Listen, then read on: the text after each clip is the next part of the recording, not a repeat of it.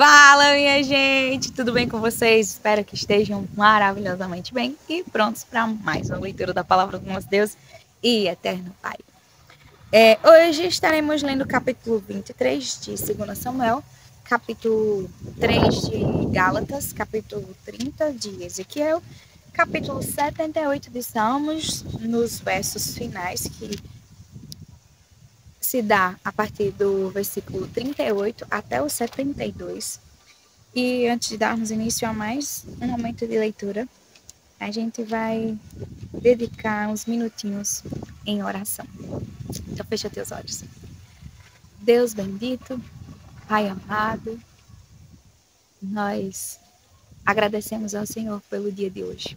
Agradecemos pela nossa família, pelo teu cuidado, pela salvação no teu filho.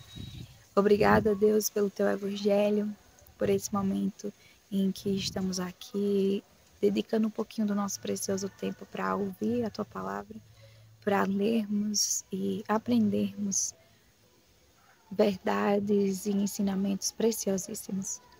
Que o teu Santo Espírito nos ajude a reter esse conhecimento e colocarmos em prática. Nos ajuda, ó Deus, a exercermos com excelência a obediência ao Senhor. Que o Senhor trate conosco em todas as áreas das nossas vidas, principalmente naquilo que mais necessitamos melhorar, mudar, corrigir e abandonar. Ser conosco, ó Deus. Fala poderosamente ao nosso coração. É assim que clamamos ao Senhor, em nome do teu Filho amado Jesus Cristo. Amém. Então, capítulo 23 do livro de 2 Samuel vai dizer o seguinte.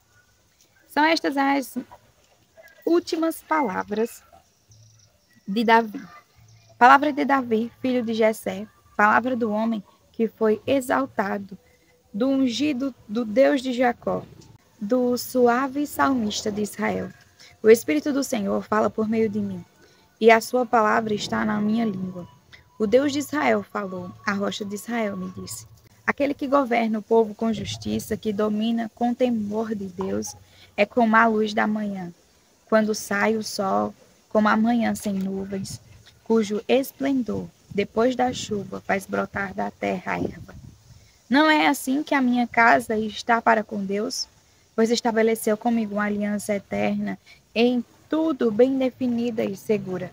Não me fará ele prosperar toda a minha salvação e toda a minha esperança? Porém, os homens malignos serão todos lançados fora como os espinhos, pois não podem ser tocados com as mãos. Mas quem quer tocá-los se arma de ferro e da haste de uma lança, e serão totalmente queimados no fogo ali onde estão. São estes os nomes dos valentes de Davi: Josebe-Basebete, filho de Taquemone, o principal de 3. Este brandiu a sua lança contra 800 homens e os matou de uma só vez. Depois dele, Eleazar, filho de Dodô, filho de Aoi, entre os 3 valentes que estavam com Davi quando desafiaram os filisteus, ali reunidos para a batalha. Quando os filhos de Israel já haviam retirado, ele se levantou e atacou os filisteus, até ele cansar a mão e ficar grudado na espada.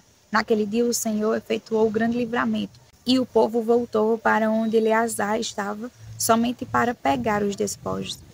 Depois dele vinha Sama, filho de Agé, o Ararita. Quando os filisteus se juntaram a Elei, onde havia uma plantação de lentilhas, o povo fugia dos filisteus. Samá pôs-se no meio daquele terreno e o defendeu e matou os filisteus. E o Senhor efetuou grande livramento.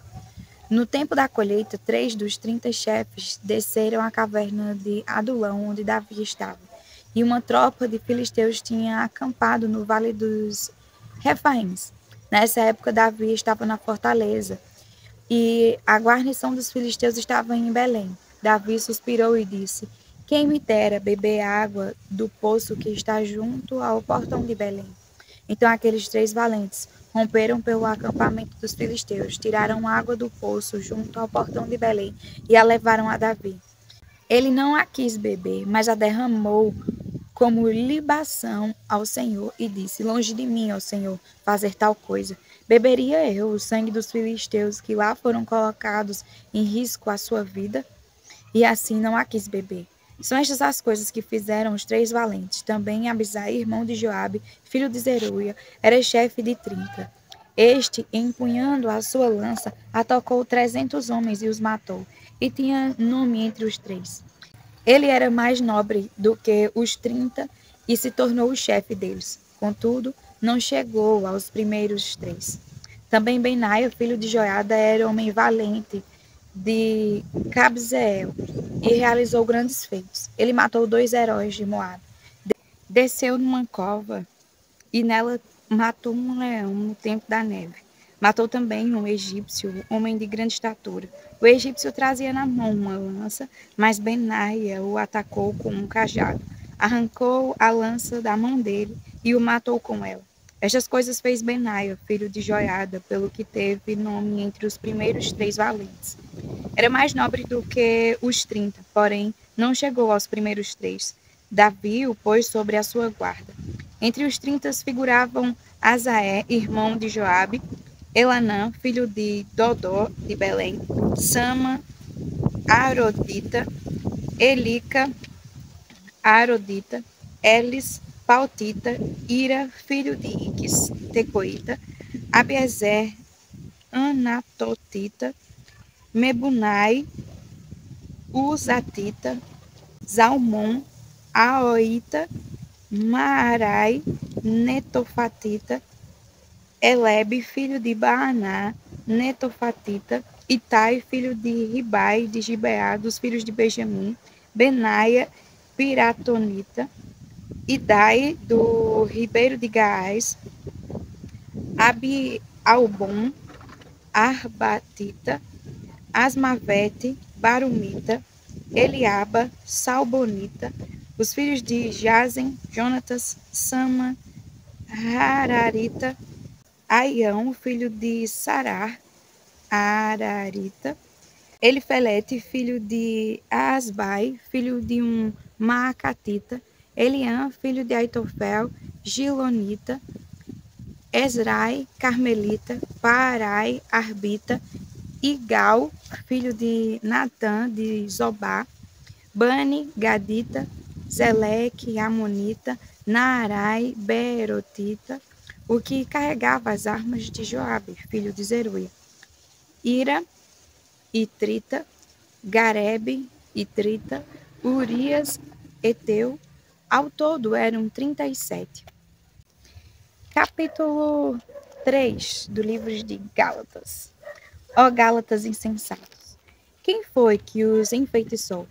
Não foi diante dos olhos de vocês que Jesus Cristo foi exposto como crucificado? Quero apenas saber isto. Vocês receberam o Espírito pelas obras da lei ou pela pregação da fé? Será que vocês são tão insensatos que, tendo começado no Espírito, agora querem se aperfeiçoar na carne? Será que vocês sofreram tantas coisas em vão? Se é que, na verdade, foram em vão. Aquele que lhes concede o Espírito e que opera milagres entre vocês, será que ele o faz pelas obras da lei ou pela pregação da fé? É o caso de Abraão, que creu em Deus. E isso lhe foi atribuído para a justiça. Saibam, portanto, que os que têm fé é que são filhos de Abraão. Ora, tendo a Escritura previsto que Deus justificaria os gentios pela fé, pré-anunciou o Evangelho a Abraão, dizendo: em você serão abençoados todos os povos. De modo que os que têm fé são abençoados com o crente Abraão. Pois todos os que são das obras da lei estão debaixo de maldição, porque está escrito: maldito todo aquele que não permanece em todas as coisas escritas no livro da lei, para praticá-las. E é evidente que pela lei ninguém é justificado diante de Deus, porque o justo viverá pela fé. Ora, a lei não procede da fé, mas aquele que observar os seus preceitos, por eles viverá. Cristo nos resgatou da maldição da lei, fazendo-se ele próprio maldição em nosso lugar, porque está escrito: maldito todo aquele que for pendurado em madeiro. Para que a bênção de Abraão chegasse aos gentios, em Cristo Jesus, a fim que recebêssemos pela fé o Espírito prometido. Irmãos, falo em termos humanos. Ainda que uma aliança seja meramente humana, uma vez ratificada, ninguém a revoga ou lhe acrescenta coisa alguma. Ora, as promessas foram feitas a Abraão e ao seu descendente. Não diz aos descendentes, como falando de muitos, porém como falando de um só, ao seu descendente, que é Cristo. E digo isto, uma aliança já anteriormente confirmada por Deus não pode ser revogada pela lei, que veio 430 anos depois, a ponto de anular a promessa. Porque se a herança provém de lei, já não decorre de promessa, mas foi pela promessa que Deus a concedeu gratuitamente a Abraão. Logo, para que é a lei? Ela foi acrescentada por causa das transgressões, até que viesse o descendente a quem se fez a promessa, e foi promulgada por meio de anjos, pela mão de um mediador. Ora, o mediador não é de um só, mas Deus é um só. Seria então a lei contrária às promessas de Deus? De modo nenhum. Porque se fosse promulgada uma lei que pudesse dar vida, então a justiça seria de fato procedente da lei. Mas a Escritura encerrou tudo sob o pecado, para que, mediante a fé em Jesus Cristo, a promessa fosse concedida aos que creem. Mas antes que viesse a fé, estávamos sob a tutela da lei, nela encerrados, para essa fé que no futuro haveria de ser revelada. De maneira que a lei se tornou nosso guardião para nos conduzir a Cristo, a fim de que fôssemos justificados pela fé. Mas agora que veio a fé, já não permanecemos subordinados ao guardião, pois todos vocês são filhos de Deus mediante a fé em Cristo Jesus. Porque todos vocês que foram batizados em Cristo, de Cristo se revestiram. Assim sendo, não pode haver judeu nem grego, nem escravo nem liberto, nem homem nem mulher, porque todos vocês são um em Cristo Jesus. E se vocês são de Cristo, são também descendentes de Abraão e herdeiros segundo a promessa. Capítulo 30 do livro de Ezequiel. A palavra do Senhor veio a mim, dizendo: Filho do homem, profetize e diga: assim diz o Senhor Deus. Gritem: ah, aquele dia! Porque está perto o dia, sim, está perto o dia do Senhor. Será um dia de nuvens, o tempo dos gentios. A espada virá contra o Egito, e haverá grande angústia na Etiópia. Quando caírem os feridos no Egito, o seu povo será levado para o cativeiro, e serão destruídos os seus fundamentos. A Etiópia, Put, Lud e toda a Arábia, os de Cube e os homens da terra da aliança cairão à espada juntamente com o Egito. Assim diz o Senhor. Também cairão os que sustêm o Egito, e será humilhado o orgulho do seu poder, desde Migdol até Sevem. Cairão à espada, diz o Senhor Deus. Serão desolados no meio de terras desertas, e as suas cidades estarão no meio das cidades devastadas. Saberão que eu sou o Senhor, quando eu tiver posto fogo no Egito, e forem destruídos todos os que lhe prestavam auxílio. Naquele dia enviarem mensageiros em navios, para amedrontarem o povo da Etiópia, que vivem despreocupado. E haverá angústia entre eles no dia da ruína do Egito, pois eis que já vem. Assim diz o Senhor Deus: farei cessar a pompa do Egito por meio de Nabucodonosor, rei da Babilônia. Ele e o seu povo com ele, o mais terrível das nações, serão levados para destruírem a terra, atacarão o Egito com as suas espadas na mão e encerrarão a terra de mortos.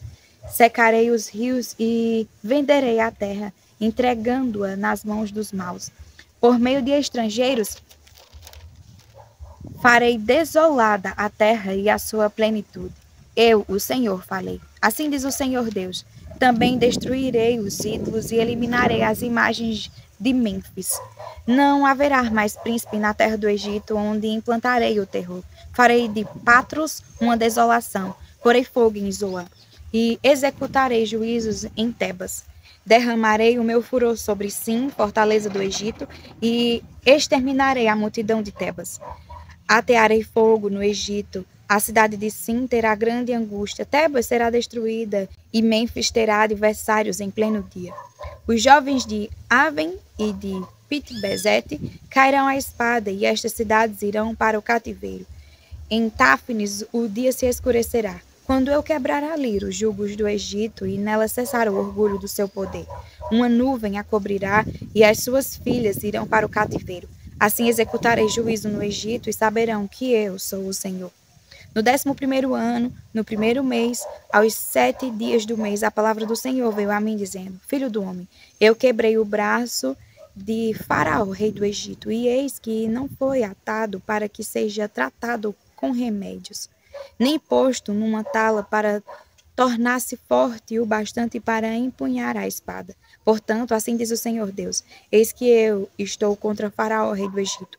Quebrarei os seus braços, tanto forte como o que já está quebrado, e farei com que a espada caia da sua mão.